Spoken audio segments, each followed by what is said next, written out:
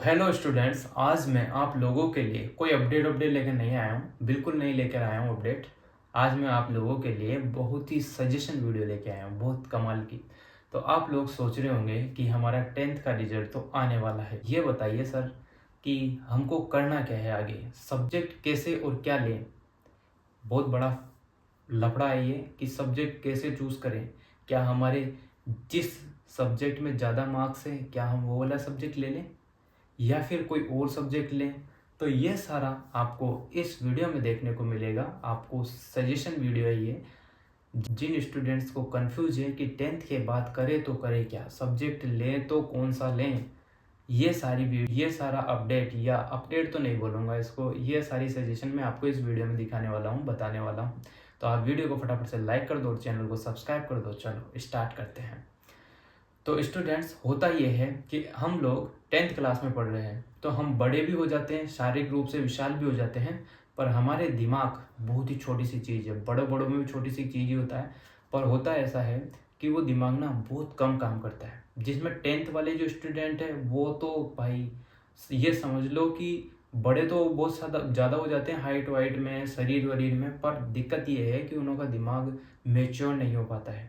हम बुरा नहीं कह रहे हैं किसी को भी, पर मेच्योरिटी बहुत टाइम लेती है किसी के भी अंदर आने में। तो सबसे पहले तो मैं आप लोगों को ये बताना चाहता हूँ कि अगर मान लो आपके किसी सब्जेक्ट में, जैसे कि आपको साइंस आता ही नहीं है, पर आपके साइंस में 100 में से 80 नंबर या 90 नंबर आ गए। अब आप सोच रहे हो कि मेरे को तो साइंस ही लेना है क्योंकि मेरे सबसे अच्छे नंबर है। नहीं, ऐसा आपको बिल्कुल नहीं करना है। आपको सबसे बढ़िया बात मैं बताता हूँ, जिस सब्जेक्ट में आपकी बेहतर रुचि हो, जिस सब्जेक्ट में आप पढ़ना चाहते हो, जिस सब्जेक्ट को पढ़ के आपको नींद नहीं आती हो, ऐसा सब्जेक्ट आपको चूज़ करना है।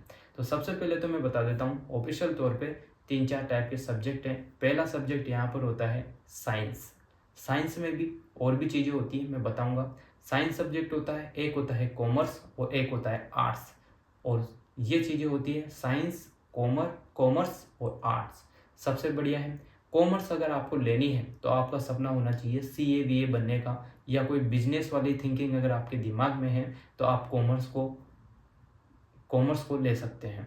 और अगर आपको IIM में जाने का सपना है आपका, क्योंकि CA बनने के बाद या कॉमर्स लेने के बाद पहला सपना, जैसे कि साइंस लेने के बाद स्टूडेंट्स के दो ही सपने होते हैं, या तो नीट करेगा, ठीक है ना, या फिर वो IIT की तैयारी करेगा।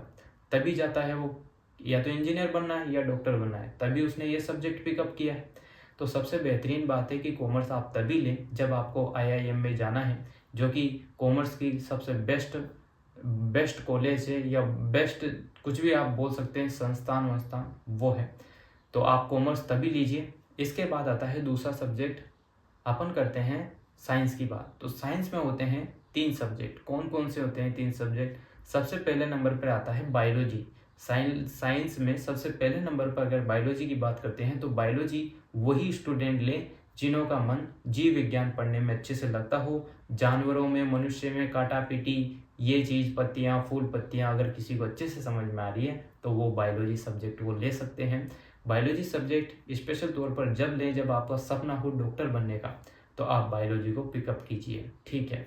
इसके बाद आते हैं हम मैथ्स पर। मैथ की बात करें, साइंस में ही मैथ आता है, तो मैथ की अगर बात करें तो अगर आपका सपना कोई मैकेनिकल कार्य में, कोई गाड़ी मोटर सुधारने में, इंजीनियर बनने में हो कुल मिलाकर, तो आप मैथ ले सकते हैं। और अगर आपको मैथ पढ़ने में बहुत ही ज़्यादा रुचि है तो आप मैथ को ले लीजिए। अगर आपके 10th में कम नंबर भी आ जाते हैं ना, और अगर आपका मन है कि नहीं यार मेरे को इंजीनियरिंग बनना है, तो आपको ले लेना चाहिए, ये मेरा कहना है। और स्पेशल तौर पर तो आपको IIT या बड़े बड़े संस्थानों में इंजीनियरिंग करने का मौका मिले तो ही आपको ये सब्जेक्ट उठाना चाहिए। इसके बाद आता है एग्रीकल्चर, जो कि साइंस में ही आता है, सेम बायोलॉजी का ही पार्ट है, पर एग्रीकल्चर यहाँ पर अलग से होता है थोड़ा सा। एग्रीकल्चर का भी बहुत अच्छा स्कोप है, अच्छी अच्छी चीज़ें हैं। और एग्रीकल्चर में आपको एंट्री लेनी है तो आपको जेट क्लियर करना पड़ता है, जब जाके आपकी BSc होगी, MSc होगी। और अगर आपका एग्रीकल्चर में कोई साइंटिस्ट या इंजीनियर एग्रीकल्चर से, या कोई और भी चीज़ जो एग्रीकल्चर में होता है ऑफिसर लेवल के, अगर आपको उस फील्ड में जाना है तो आपको एग्रीकल्चर लेना चाहिए। और अगर आप बात करें आर्ट्स की, तो ये लगने में तो बहुत इजी लग रहा है कि आर्ट्स आसान से हो जाएगा, पर आर्ट्स यहाँ पर कुछ भी आसान नहीं है। आर्ट्स में बहुत सारे सब्जेक्ट होते हैं जैसे कि हिस्ट्री, ज्योग्राफी, पॉलिटिकल साइंस, और भी बहुत सारी चीज़ें हैं जैसे Hindi literature, English literature, drawing, music, और भी संस्कृत, उर्दू, पंजाबी वंजाबी सारी चीज़ें आर्ट्स में आती है। और आर्ट्स का सबसे बड़ी बात बताऊं मैं आपको, ये जो साइंस वाले, एग्रीकल्चर वाले, मैथ वाले, बायोलॉजी वाले या कॉमर्स वाले, सब रो धोकर आते कहाँ पर है, आर्ट्स में। क्योंकि ये सभी लोग अच्छी पोस्ट पाने के बाद भी खुद से संतुष्ट नहीं होते हैं और आईएएस, वाईएएस, यूपीएससी की तैयारी करते हैं। तो आप तो पहले ही आर्ट्स को पिकअप कर रहे हो, तो आप तो बहुत बड़े ज्ञाता हो। मजाक की बात थी। आप आईएएस या फिर आपको लगता है कि नहीं आर्ट्स में मेरे को रुचि है, ये चीज़ें पढ़ने में मेरे को मज़ा आता है, तो आप वो वाला सब्जेक्ट ले सकते हैं। कोई सा भी सब्जेक्ट यहाँ पर कमज़ोर नहीं है, सब सब्जेक्ट एक जैसे हैं। जैसे कि आपके पेरेंट्स में से मम्मी पापा सेम है ना, कोई डिफरेंट नहीं कर सकते, वैसे ही सब्जेक्ट में भी आप कोई कोई कंपेयर मत कीजिएगा, क्योंकि सब सब्जेक्ट अपनी अपनी जगह उस्ताद हैं। तो आप कोई सा भी सब्जेक्ट इनमें से ले सकते हैं। अब बात करते हैं अपन आर्ट्स की होगी। और आर्ट्स ऐसा सब्जेक्ट है जिसमें सारे स्टूडेंट जो साइंस में सभी के हैं, वो एंड में जाके आर्ट्स पढ़ना ही पड़ता है उनको, क्योंकि हर कंपटीशन में आर्ट्स की बहुत ज़्यादा प्रोबेबिलिटी है। तो इसलिए आप आर्ट्स भी ले सकते हैं। तो ये बात तो सारी हो चुकी है कि आपको क्या क्या लेना है, क्या नहीं लेना है। तो ये वाली वीडियो में मैंने आप लोगों को इतना बताया है कि आपको कौन सा सब्जेक्ट चूज़ करना है।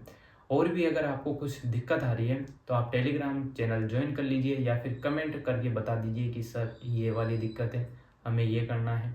और एक बात और बता देता हूँ कि आपके जो मार्क्स है वो हाँ मैटर तो करते हैं, पर इतना भी नहीं कि आप कुछ ज़्यादा ही सोच लो। आप बहुत बेहतर से बेहतरीन और भी रिजल्ट ला सकते हैं, क्योंकि ये रिजल्ट मतलब आप स्टार्ट हुए ना, जब से आप जन्म होता है आपका, तब से आपकी परीक्षाएं चालू हो जाती हैं। तो ऐसा कुछ भी नहीं है, कम भी आ जाए मार्क्स तो घबराना मत। 10th में ऑल द बेस्ट, अच्छे से अच्छा करना। 12th पड़ी हुई है आपके पास, और भी कोई सजेशन चाहिए तो आप बता सकते हैं। तो like, comment, share and subscribe. Best of luck.